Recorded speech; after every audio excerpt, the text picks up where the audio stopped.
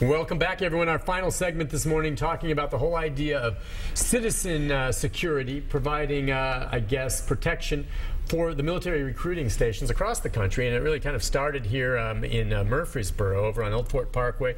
These two, John Jensen and Tim Guy, kind of got it started, and a lot of other people now involved after the horrible tragedy in Chattanooga.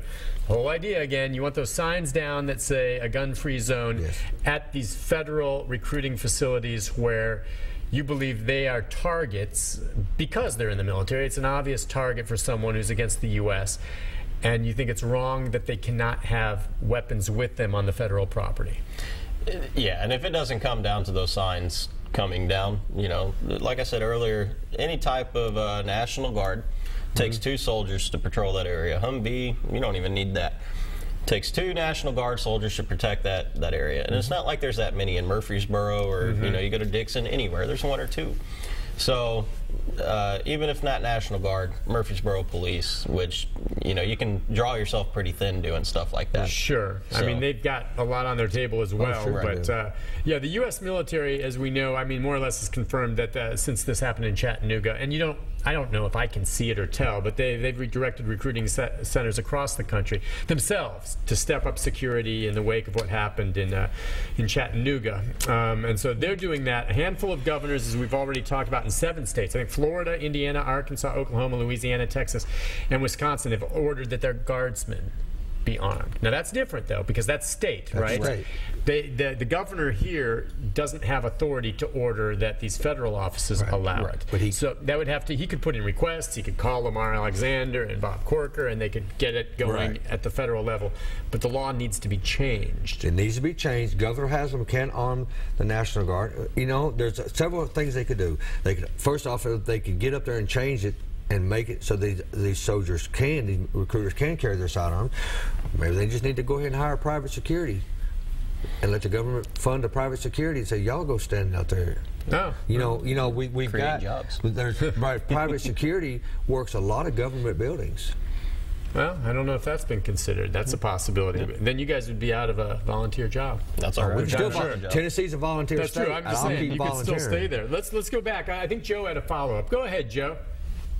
Nick, besides this Fort Hood fiasco, you had a civilian employee, one of the biggest naval bases in the country in Maryland, that came into a gun-free zone with a shotgun and shot a bunch of people here about 1.5 years or 2 years ago. And lately, you had a 15-year-old kid that went in the National Guard Armory down in Linden, Tennessee, and killed a sergeant. He was in there by himself. He didn't have no armor himself. So there you go. I mean, it calls this a gun-free zone doesn't necessarily mean it's gun-free. Well, even with the people that's in there are not carrying guns, and I don't blame them for not carrying a gun. Okay, so is your thinking, though, that it would help to arm them and that many of these incidents could be diffused if they had it, or maybe never happened because of the deterrent? Joe? Oh, I guess he hung up. But I mean, you guys agree with that. I mean, because some of these people are just whack crazy and don't care what happens to themselves anyway. So I don't know. I can see maybe the argument where you say, yeah, we've got a gun, we can take them down, take them out. How much of a deterrent, I'm just not so sure, because many of these folks are sadly and scarily willing to give their lives. Sure, they got a mindset that says, well, today I'm going to go do this, and they don't care whether they live or die today. And there's not more. That's hard to stop. It's hard to say. We talked about this the other day. I said they're going to have to get out and take that first shot, and then we're going to have to return fire. To let the quick reaction. Yeah, and that's all we can do, because if they've made their mind up, that's it. Yeah. They're gonna do it. I mean, yeah, that's the thing. And so when you're out there, you guys just right directly, as we saw in the video, in front. I know you also had a second layer for a while there, over there near the road. Still have it. Yeah, we still have we have a drop-off point because we have a good response from the public, bringing food and water and all the local talk about businesses. That. So you said people bringing you hamburgers or we had a gentleman yesterday that made hamburgers. They were really great. We've had people from Pizza Hut, Domino's, Little Caesars, Subway, Chick-fil-A, Witt's Barbecue, Jim and Nick's, Starbucks, Walmart. So many of these that are coming out and bringing you items or offering to help are businesses themselves that have chosen to be gun-free zones, which is their right as private businesses, but they appreciate what you're doing with regard to these soldiers. Sure, and we got 2 right here. Yeah, what is that there? These are 2 cars from the Phelps family, and another one from the Hensons. And this is two ladies. Their husbands are serving overseas, and they brought us a thank you card, and I believe they brought some water to us that day. And this is just to say, here it says, thank you so much for standing up for what is right. God bless you all. She actually put on here, all it takes for evil to triumph is for good men to do nothing. The other lady, she wrote, thank you for standing up for the rights in our country.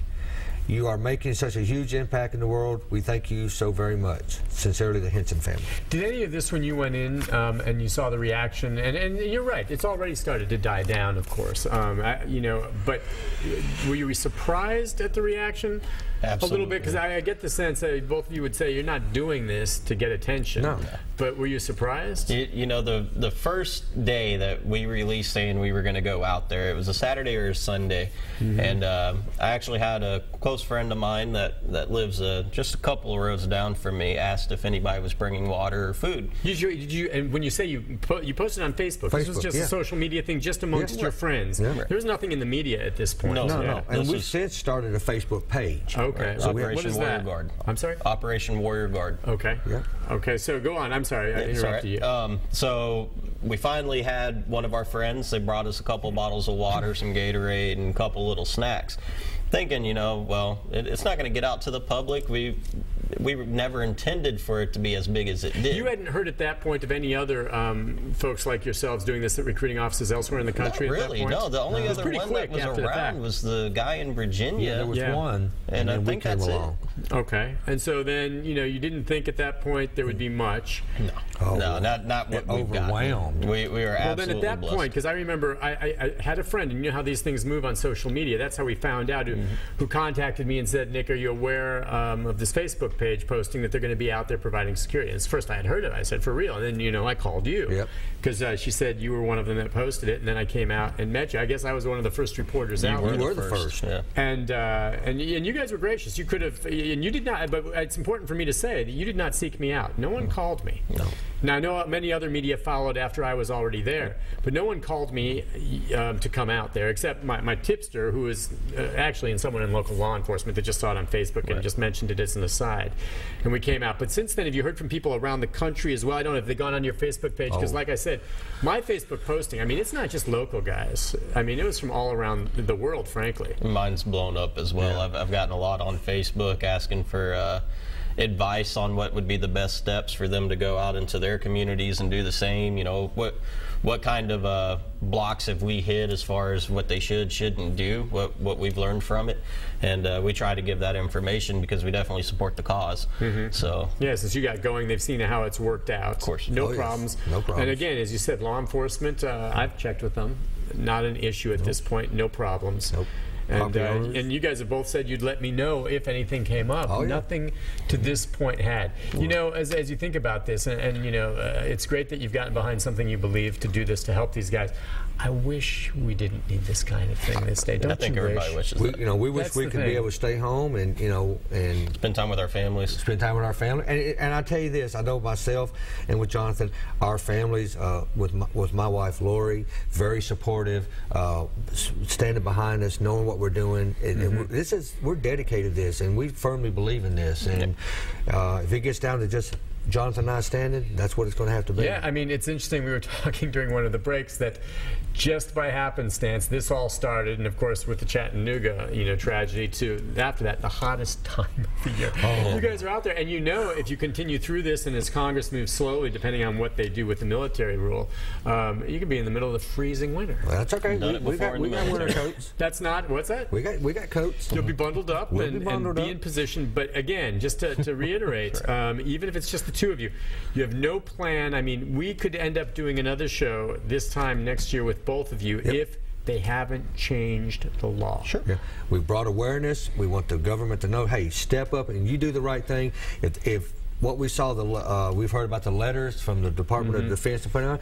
If they don't like us out there, then replace us. Change it. Bring somebody and take over for us. We'll go home. Yeah. because you're law-abiding with it and you'll stick with it. But the bottom line is you want to wait out there, and you certainly hope that nothing happens. And the odds are probably nothing would. But as much as providing security, you're making that statement, reminding folks we're here because we think this law is wrong and it needs to be changed. Is what you're saying. That's it. And one other thing I want to address before we cut out. A lot of the stuff we're seeing on social media about these letters coming down from the Pentagon, I've already stated this with you, and I think pretty much everybody can agree with this, is the Pentagon doesn't speak on behalf of every soldier, every Marine, every sailor, just as much as our president doesn't speak on behalf of every citizen in the United States. There's always going to be something you agree with, something you disagree with. As far as us following our rights and doing what we think is right, you know, we've had the outpour of support, and we're going to continue to do so. And the main thing on all this is you continue to do so in a law-abiding manner, and that's what's crucial. You follow the law, and you're within your rights to do so. Right. John Jensen, Tim Guy, thank you both for coming on. We'll continue to follow how this all plays out. All right. All right. Thanks again. Be back with a programming note right after this.